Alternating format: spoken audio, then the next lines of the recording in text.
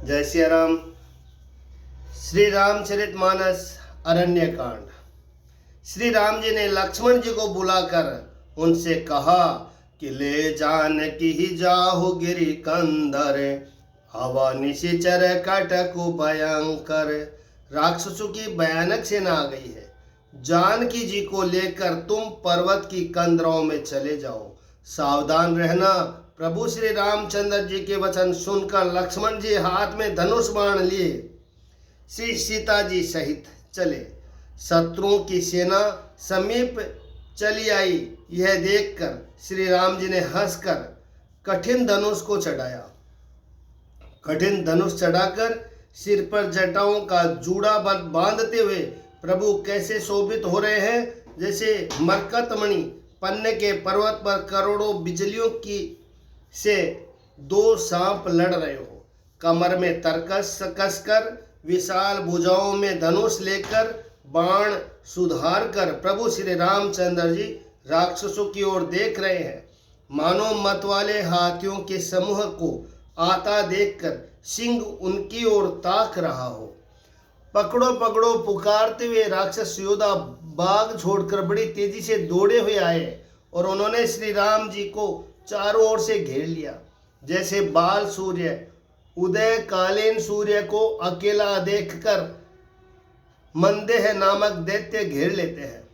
सौंदर्य माधुर्य निधि प्रभु श्री राम जी को देखकर राक्षसों की सेना थकित रह गई। वे उन पर बाण नहीं छोड़ सके। मंत्री को बुलाकर खरदूषण ने कहा, यह राजकुमार कोई मनुष्य का भूषण है। जितने भी नाग असुर देवता मनुष्य और मुनि है, उनमें से हमने न जाने कितने ही देखे, जीते और मार डाले, पर हे सब भाइयों सुनो, हमने जन्म भर में ऐसी सुंदरता कहीं नहीं देखी। यद्यपि इन्होंने हमारी बहन को कुरूप कर दिया, तथापि यह अनुपम पुरुष वध करने योग्य नहीं है। छिपाई हुई अपनी स्त्री हमें तुरंत दे दो और दोनों भाई जीते जी घर लौट जाओ। मेरा यह कथन तुम लोग उसे सुनाओ और उसका वचन उत्तर सुनकर शीघ्र आओ। दूतों ने जाकर यह संदेश श्री रामचंद्र जी से कहा। उसे सुनते ही श्री रामचंद्र जी मुस्कुराकर बोले कि हम क्षत्रिय मृग या बन करही, तुमसे खल मृग खोजत फिरही। रिपु बलवंत देख नहीं डरही, एक बार कालहु सन लरही। हम क्षत्रिय हैं, वन में शिकार करते हैं और तुम्हारे शरीर के दुष्ट पशुओं को तो ढूंढते ही फिरते हैं। हम बलवान शत्रु को देखकर नहीं डरते। लड़ने को आवे तो एक बार तो हम काल से भी लड़ सकते हैं। जदपि मनुज धनुज कुल घालक, मुनि पालक खल सालक बालक। जो न होए बल गर फिर जाहु, समर विमुख में हतहुन काहू। यद्यपि हम मनुष्य हैं, परंतु दैत्य कुल का नाश करने वाले और मुनियों की रक्षा करने वाले हैं। हम बालक हैं, परंतु हैं दुष्टों को दंड देने वाले। यदि बल न हो तो घर लौट जाओ। संग्राम में पीठ दिखाने वाले किसी को मैं नहीं मारता। रण में चढ़कर कपट चतुराई करना, शत्रु पर कृपा करना, दया दिखाना तो बड़े भारी कायरता है। दूतों ने लौटकर तुरंत सब बातें कही, जिन्हें सुनकर खरदूषण का हृदय अत्यंत जल उठा। खरदूषण का हृदय जल उठा। तब उन्होंने कहा, पकड़ लो, कैद कर लो।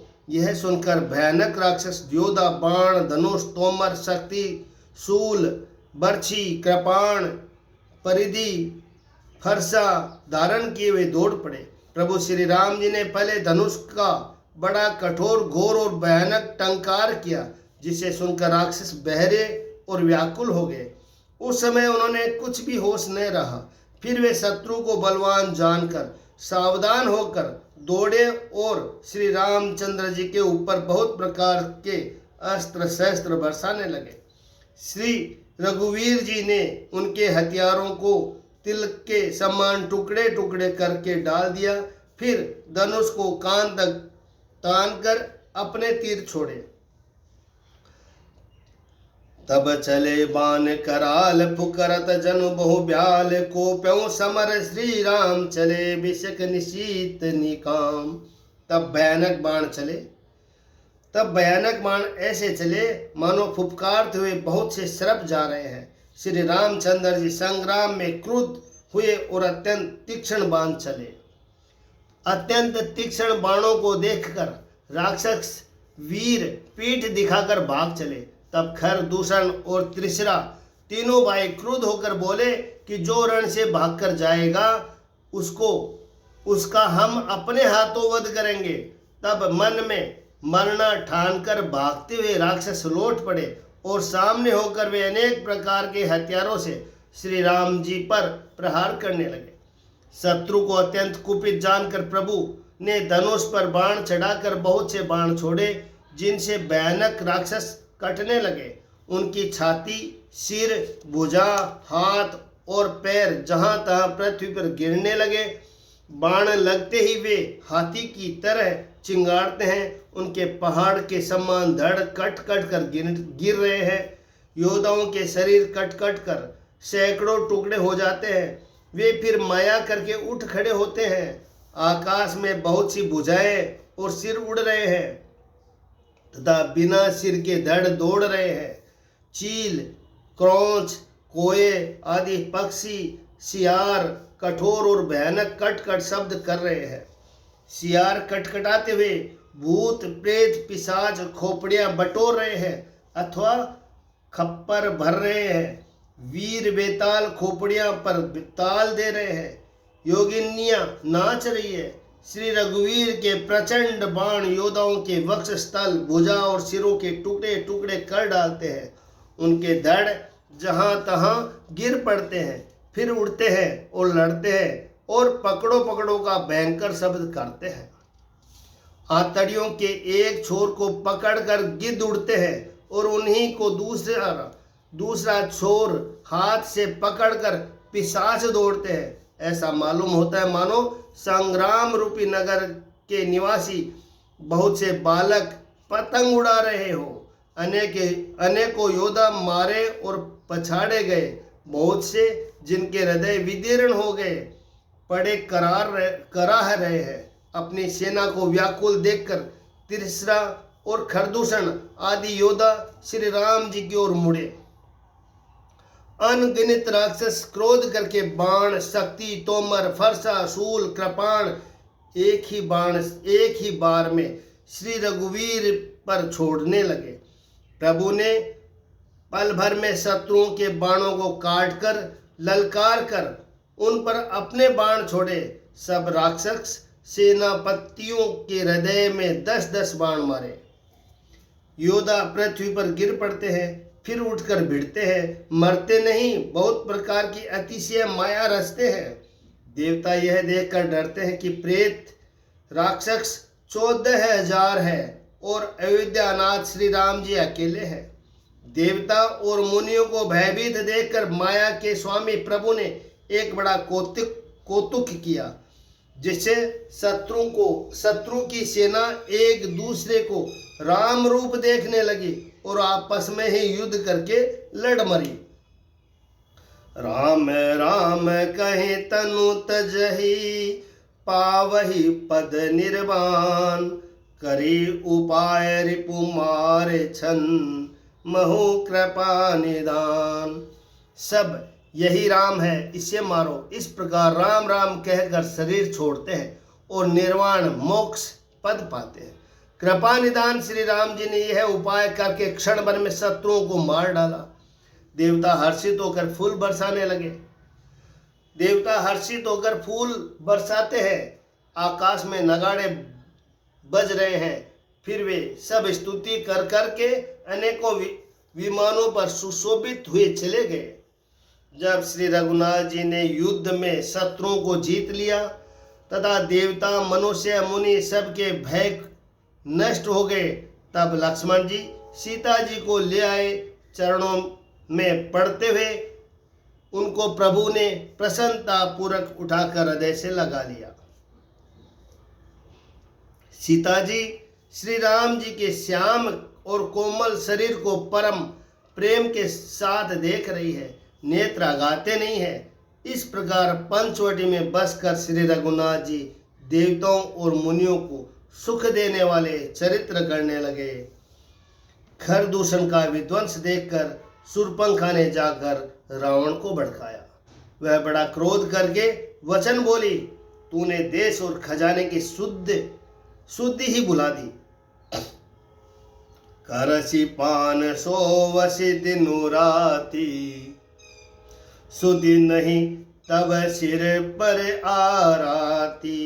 राजनीति बिनु धन बिनु धर्मा, हर समर्पे बिनु सत्कर्मा।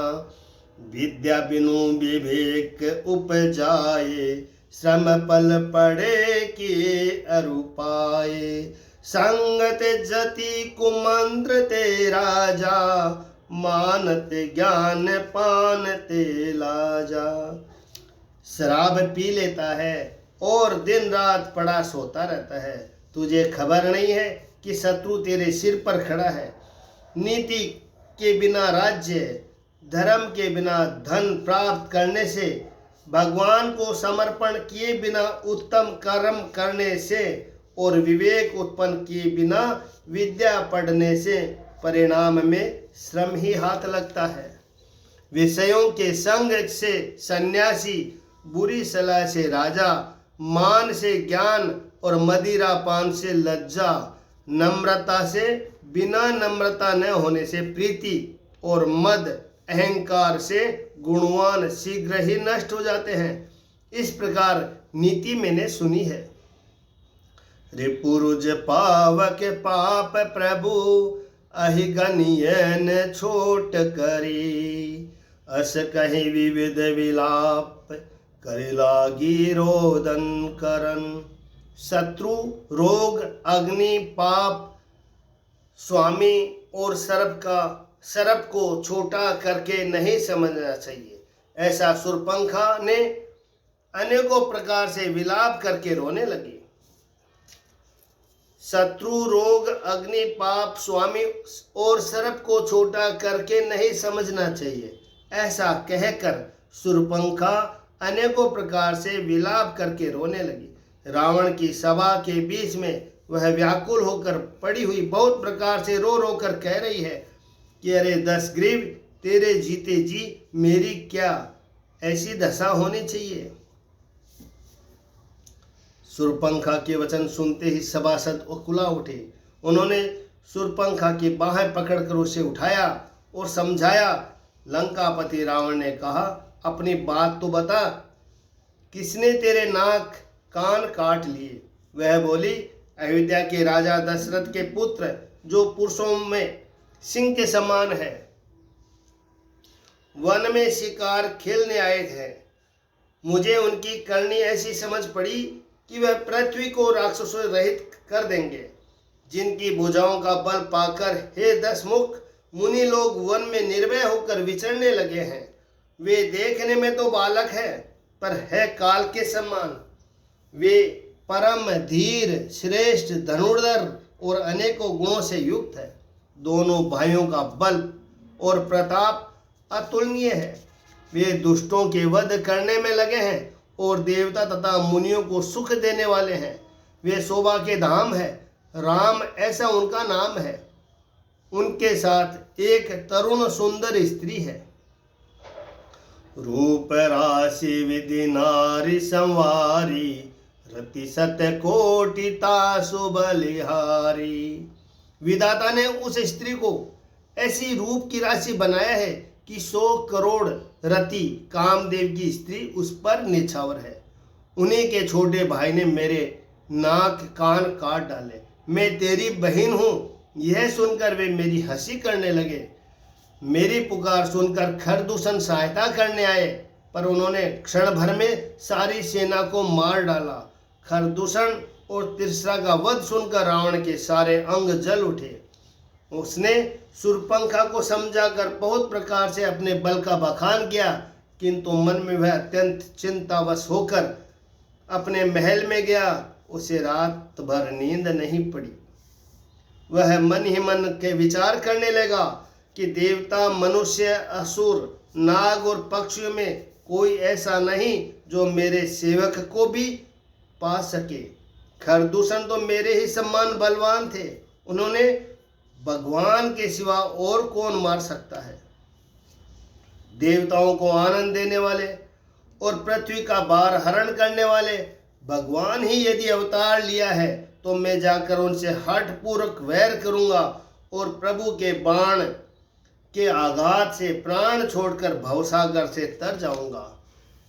इस तामस शरीर से भजन तो होगा नहीं, अतएव मन, वचन और कर्म से यही दृढ़ निश्चय है, यदि वे मनुष्य रूप कोई राजकुमार होंगे तो उन दोनों के रण में जीतकर उनकी स्त्री को हर लूंगा।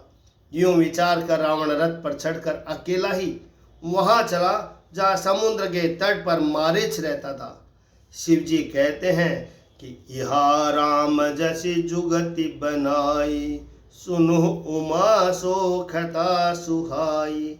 हे पार्वती, यहाँ श्री रामचंद्र जी ने जैसी युति रची वह सुंदर कथा सुनो। श्री राम जय राम, जय जय राम, मेरे भगवान सीताराम। जय सिया राम।